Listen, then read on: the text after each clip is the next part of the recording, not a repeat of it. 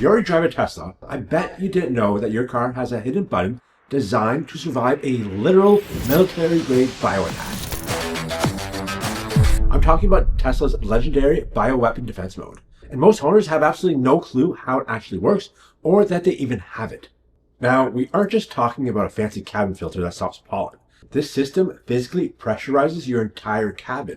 It forces air out of the microscopic gaps in your door seals so that zero outside pollutants, exhaust, or wildfire smoke can seep into your lungs. But if you're using it wrong, or if you didn't know the trick to activate its full potential, you are breathing in way more toxic highway exhaust than you think. And right now, it's peak wildfire season, so what better time to talk about and test out Tesla's Bioweapon Defense Mode? Let's break down exactly how to use it and what to do if you own a Model 3. I'm Dan, and this is North Tesla. All right, let's talk about what actually happens when you tap that biohazard symbol. Most people think it's just a bigger cabin filter. It's not. The secret weapon here isn't just a hospital-grade HEPA filter that blocks 99.97% of those nasty microscopic particles. The real magic here is positive cabin pressure. When you turn this mode on, your Tesla's climate fans immediately ramp up to maximum speed. It gets loud, yes, but what it's doing is packing the cabin with so much filtered air that it creates a higher pressure inside the car than outside. This literally forces air outward through any microscopic gaps in your door seals and windows, ensuring that zero unfiltered dirty air can seep in from the outside. It's the exact same technology used in hospital isolation rooms, scaled down into your car. But here's the catch. If you don't turn it on early enough, or if you turn it off too quickly, you completely ruin the effect. In fact, on a Model Y, it takes about 120 seconds of roaring fan speed to fully pressurize the cabin and clear out existing smells. If you trigger it too late, you're just trapping the smoke smell inside with you. Now, if you're driving Model 3, I bet you're looking around for that button and can't find it. So if you do own a Model 3 or you're thinking about buying one, I have some bad news for you. You're not getting Bioweapon Defense Mode. And no, it's not because Tesla wants to save money or keep it as a premium feature for the Model Y. It also used to be on the S and X when those were around. It's a physical space issue. The HEPA filter assembly Tesla uses for this system is absolutely massive, roughly 3 times the size of a standard cabin filter. Under the hood of the Model 3, there physically isn't enough room to mount it. Now you can go online and buy an aftermarket HEPA style filter for your Model 3, and they will help block some dust and pollen. But because the Model 3 lacks the heavy-duty blower motor and physical cabin sealing of the Model Y, you will never get that positive pressure environment. Plus, those restrictive aftermarket filters can choke your HVAC system's airflow, putting extra strain on your blower motor. If your AC compressor fails and Tesla sees an unimproved, highly restrictive filter in there, you might be looking at a denied warranty claim. So if air quality is a deal breaker for you, this structural difference alone makes the Model Y the clear winner. But does it actually work in the real world, or is the fan just loud noise? Now, Tesla famously put a Model Y inside a giant plastic bubble.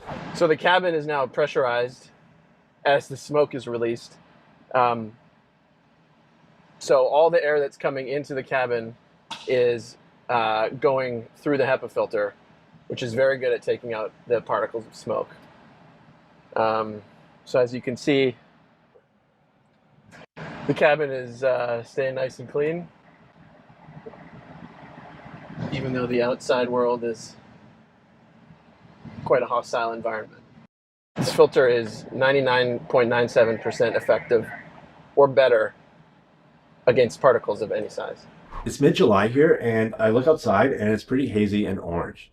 So wildfire season is here in Ontario, and today it's pretty bad. And we're going to go out and see if Bioweapon Defense Mode makes a difference.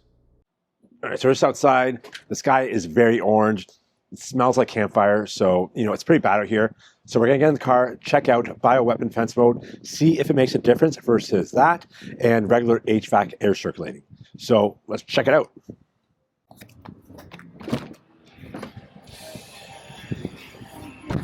I'm gonna go to our menu, bring up climate.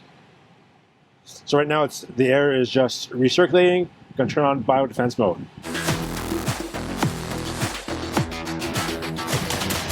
Now, I'm definitely not smelling anything, but also the peace of mind and knowing that nothing is getting in the car. So it's not necessarily what you can smell, but stuff that you're just breathing in. So knowing the fact that you're not breathing this stuff in is, so good, especially with kids in the car. And it's called bioweapon defense mode. So what if there's an anthrax attack? You know, you're protected against that too. I think. I hope. Most of North America right now is experiencing some sort of effects of wildfires. So to have this bioweapon defense mode, as crazy as it sounds, it is a really helpful mode. So it's been like about 4 minutes, and like the fan speed hasn't quieted down so much. So something you gotta live with, I guess. In fact, I think it's getting louder. So right now I just have regular air circulating on, and you can kind of smell it on the inside, not a lot. And I just turned off the air recirculation option and just turned that off, and when the air is coming in from outside, and you can definitely tell the difference now. It really smells like smoke in here. But you have to manage your expectations. While the HEPA filter and the integrated activated carbon layers are incredible at stopping physical particulates, ash, pollen, and bacteria, they aren't magic shields against every single gas or highly volatile organic compound. Some strong agricultural smells or chemical exhaust can still break through the seals if they are old. And remember, those giant filters, they don't last forever. If you frequently drive through high pollution areas or wildfire smoke, you're going to need to replace that HEPA filter on a much tighter schedule. Tesla does recommend every 3 years. And if you need to replace it, probably will run you around $200 from Tesla. So is Bioweapon Defense Mode a brilliant engineering triumph or just a clever marketing play? My final take, it's one of the most underrated practical safety features Tesla has ever made, and most people don't know about it. Especially with air quality indexes dropping globally, like today we're sitting at like over 200, which is pretty toxic.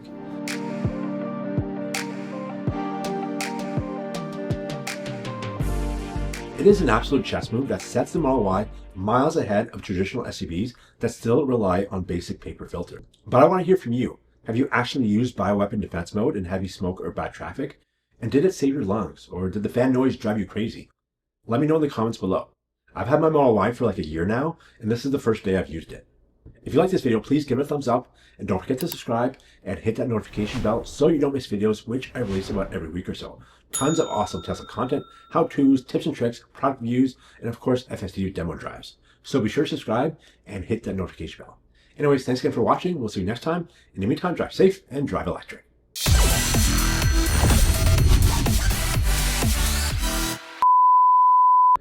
In real world fire events, can't say real world. In real world wildfire events. Now, does it actually stop wildfire smoke and toxic road odors? Some strong agricultural are incredible at stopping physical particulate. This is a fucking tough paragraph.